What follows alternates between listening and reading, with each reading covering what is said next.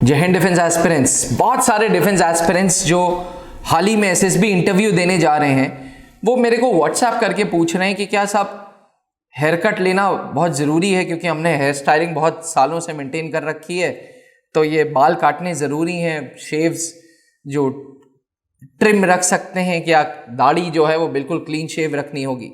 तो defence aspirants, अगर आपका ये सवाल है तो वीडियो को ज़रा अंत तक ज़रूर देखिएगा।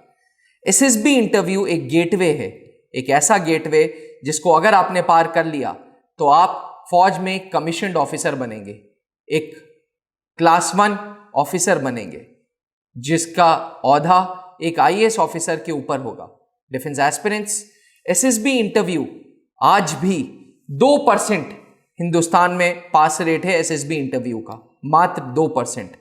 100 लोग आते हैं, कभी कभी ऐसा होता है कि पूरा का पूरा ग्रुप वॉश आउट हो जाता है, पूरा का पूरा बैच वॉश आउट हो जाता है, और कभी कभी 1, 2 या 3 लोग एसएसबी इंटरव्यू रिकमेंडेड कैंडिडेट्स होते हैं। तो एसएसबी इंटरव्यू का जो बुलावा आता है वो कॉल लेटर के द्वारा आता है, जो मेल पे आता है। ये कॉल लेटर अक्सर आप ज्वाइन इंडियन आर्मी की वेबसाइट से भी डाउनलोड करते हैं। कॉल लेटर में हेयर कट को लेके, कॉल लेटर में शेविंग्स को लेके, कॉल लेटर में बियर्ड को लेके किसी प्रकार का कोई भी इंस्ट्रक्शंस नहीं है।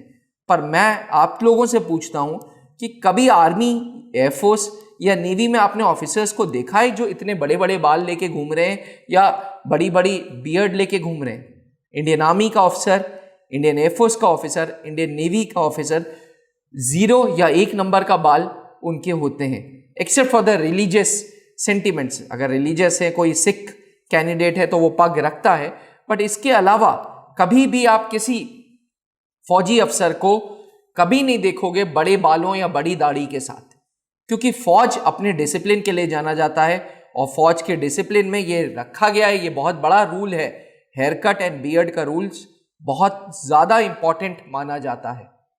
जब आप क्लास 1 ऑफिसर बनना चाहते हैं, जब आप कमीशन्ड ऑफिसर बनना चाहते हैं, तो आपको पहले दिन से उसके चाल ढाल समझने होंगे, उसके तौर तरीके समझने होंगे।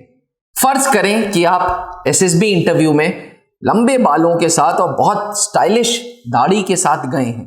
स्टेज 1 स्क्रीनिंग क्लियर किया, स्टेज 2 में गए, वहां पे साइकोलॉजिस्ट के थ्रू अलग अलग साइकोलॉजी के टेस्ट किए, जीटीओ टेस्ट किया, और इंटरव्यूइंग ऑफिसर के सामने आप बैठ गए वो लंबे बाल और स्टाइलिश दाढ़ी के साथ। पहला इंप्रेशन इंटरव्यूइंग ऑफिसर में पड़ेगा कि ये जो कैंडिडेट है ये बहुत लेजी कैंडिडेट है, इस कैंडिडेट के अंदर बहुत कैजुअल एटीट्यूड है, क्योंकि इसके पास इतना भी समय नहीं मिला कि वो अपने लंबे बाल और दाढ़ी काट ले इंटरव्यू देने के लिए। दूसरा परसेप्शन ये बनेगा कि आज जब सोशल मीडिया के तहत Indian army, Indian air force, Indian navy की इतनी अवेयरनेस है और कैंडिडेट को पता है कि फौज अपने डिसिप्लिन के लिए जाना जाता है, फौज अपने हेयर कट के लिए जाना जाता है, फौज अपने क्लीन शेव के लिए जाना जाता है, तब भी इस कैंडिडेट ने ना तो अपने बाल कटवाए ना दाढ़ी बनवाई, यानी कि ये इनडिसिप्लिन्ड कैंडिडेट है, और इनडिसिप्लिन्ड कैंडिडेट की जगह फौज में नहीं है। तो डिफेंस एस्पिरेंट्स, एक अंग्रेजी की बहुत मशहूर कहावत है कि first perception is the last perception, यानी कि पहली छवि जो आप छोड़ के जाएंगे वो ही लास्ट तक दिमाग में घुसी रहेगी। इसलिए जब क्लास 1 ऑफिसर बन रहे हैं तो अपनी ये हेयर स्टाइलिंग वाइलिंग छोड़ें, अपनी ये दाढ़ी का जो स्टाइलिंग है वो छोड़ें, and think like an officer, speak like an officer, dress up like an officer. इसलिए नेक्स्ट टाइम अगर आप एसएसबी इंटरव्यू फेस कर रहे हैं तो हेयर कट ट्रिम रखिएगा, क्लीन शेव रहिएगा, अच्छे कपड़े पहनिएगा, मुस्कुराता हुआ चेहरा रखिएगा, और तब आप अपने अंदर, आप अपने कॉन्फिडेंस में एक बहुत चेंज देखेंगे। डिफेंस एस्पिरेंट्स, इसी के साथ मैं इस वीडियो को अंत कर रहा हूं। अगर आपको किसी प्रकार का कोई और इससे संबंधित सवाल पूछना है तो मुझे डायरेक्टली व्हाट्सएप करिएगा। वीडियो पसंद आए तो एक लाइक तो बनता है यार। थैंक यू, जय हिंद। जहां बनते हैं देश के गौरव, इंडिया का एकमात्र ऐसा कोचिंग इंस्टीट्यूट जहां कैडेट्स को ट्रेन किया जाता है आने वाले डिफेंस एग्जाम के अनुसार।